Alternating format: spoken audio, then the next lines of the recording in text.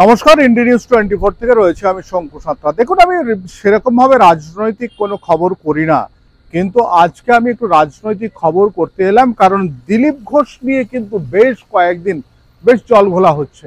কি হচ্ছে, কারা করছে, কেন করছে, এটা কিন্তু তৃণমূল কংগ্রেসের লোক করছে না।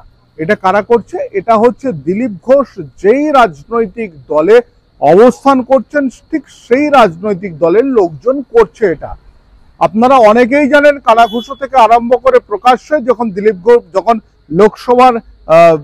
লোকসভার ভোটের ফল বেরো, দিলীপ ঘোষকে যারা বলছেন যে 21শে জুলাই মঞ্চে দিলীপ ঘোষ যাচ্ছেন এবং সেখানে তৃণমূল কংগ্রেসে যোগ দিচ্ছেন, তাহলে আমি বলবো যে মূর্খের স্বর্গে বাস করছেন আপনারা।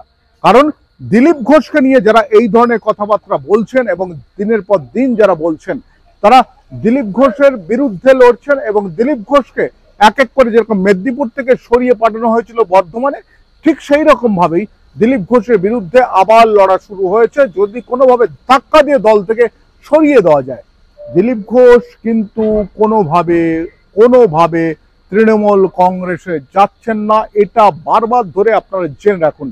আপনাদেরকে একটা কথা বলি যে এ রাজ্যে যখন রাহুল সিনহা ছিলেন রাজ্য সভাপতি, তারপর যখন এলেন দিলীপ ঘোষ, আপনাদেরকে আমি ছোট্ট একটা কথা বলি।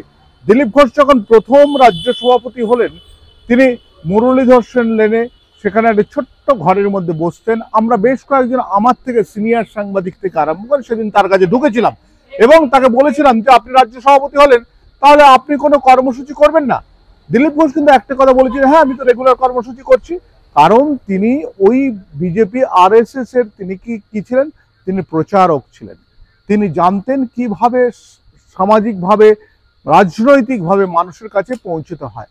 তিনি কি করলেন, সেটা করা শুরু করলেন এবং তিনি আমাদেরকে সেদিন বলেছিলেন যে কেন আমি তো অমুক জায়গায় গেলাম চা চক্রে, সেই চা চক্রে যাওয়ার পর আমাকে সেখান থেকে তাড়িয়ে দেওয়া হলো এবং সেখানে গন্ডগোল করা হলো। আমরা তখন বললাম যে গন্ডগোল করা হলো, আপনি তো খবরটা দেবেন। সেখানে আমার থেকে অনেক সিনিয়র সাংবাদিক, অঞ্জন দা ছিলেন, অঞ্জন বাবু ছিলেন থেকে আরম্ভ করে সবাই ছিলেন, সবাই কিন্তু বললেন আমাদের ডাকুন। সেই যে বিশ্বাস করুন, সেই সময় থেকে দিলীপ ঘোষের চা চক্রে মিডিয়ারা যাওয়া শুরু করলো, ইলেকট্রনিক্স মিডিয়া সেখানে যাওয়া শুরু করলো এবং দিলীপ ঘোষের চা চক্র প্রথমটাতে আপনাকে বলি যে এটা একেবারে আপনাদের বলছি 2018-19-এর গল্প আপনাদেরকে বলছি, যে দিলীপ ঘোষ চা চক্রে যখন যাচ্ছেন, আমাদের যেখানে অ্যাড্রেস করেছেন সেই অ্যাড্রেসটা আমরা, যেমন যোগুবাবুর বাজার, সেই যোগুবাবুর বাজারে দিলীপ ঘোষ যাবেন, কিন্তু যাবেন কখন? 7টার সময়। আমরা সেখানে গিয়ে উপস্থিত, কিন্তু কেউ নেই সেখানে, একজন মানুষ নেই যিনি বিজেপি। কিন্তু আমরা তখন ফোন করলাম, আমাদের তরফ থেকে ফোন করা হলো দিলীপ ঘোষকে। দিলীপ ঘোষ বললেন আমি আসছি, 10 মিনিট 15 মিনিটের মধ্যে আসছি। তিনি এলেন, আসার 10 মিনিট আগে হঠাৎ করে অনুভব করলাম কয়েকজন লোক, তাদের পকেটে রয়েছে হচ্ছে বিজেপির পতাকা। তারা সঙ্গে সঙ্গে কি করলেন, একটা চা দোকানের সামনে কতগুলো চেয়ার পাতলেন, বিজেপির পতাকা বের করলেন। দিলীপ ঘোষ সেখানে এলেন। দিলীপ ঘোষ সেখানে এসে একেবারে তাদের সঙ্গে যেরকম রাজনৈতিক কথাবার্তা আমাদের ক্যামেরার সামনে, ক্যামেরা বুমে যেরকম রাজনৈতিক কথাবার্তা বলা, সেরকম তিনি বলে গেলেন। সেইটা আস্তে আস্তে 2021 পর্যন্ত সকাল 7টার সময়, আপনারা কেউ কল্পনা করতে পারবেন না যে যত বড়ই নেতা হোক, সকাল 7টার সময় জনসভা আজও পর্যন্ত কেউ করে দেখাতে পারেননি। সেটা বিজেপির সকাল 7টার সময় জনসভা তৈরি হয়েছিল এবং সেই জনসভাতে কিন্তু দিলীপ ঘোষ বক্তৃতা দিয়েছিলেন। জানি না কোন বর্গী এসছিলেন রাজ্যে কিংবা কিছু। তিনি 2021-এ ঠিক নির্বাচনের রেজাল্ট ডিক্লেয়ার হচ্ছে 11টা থেকে 11:30, তিনি বললেন যে মমতা ব্যানার্জি আপ জিত গিয়ে বাধাই হোক। তিনি এ রাজ্য ছেড়ে চলে গেলেন। শুনেছি, শোনা কথা, সেই বর্গীর নাকি এ রাজ্যে কোন এক মহিলার কোলে পেটে সন্তান হয়েছে, সেই বর্গী।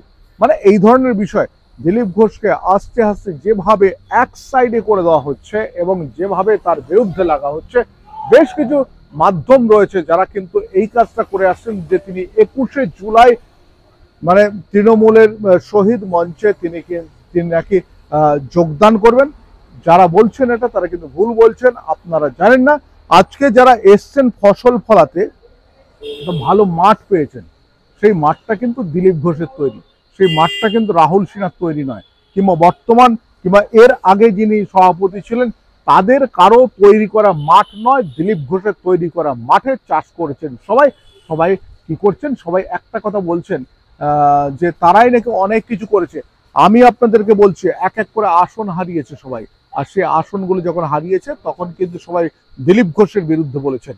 আবার বলছি, দিলীপ ঘোষ তিনি কিন্তু কোথাও যাচ্ছেন না, মিলিয়ে নেবেন 21শে জুলাই মঞ্চে। তবে একটা জিনিস বলি, 21শে জুলাই মঞ্চে হয়তো তৃণমূল কংগ্রেসের অনেকেই থাকবেন না। নমস্কার, আমি শঙ্কর রয়েছি আপনাদের সঙ্গে। ইন্ডি নিউজ 24 দেখতে থাকুন।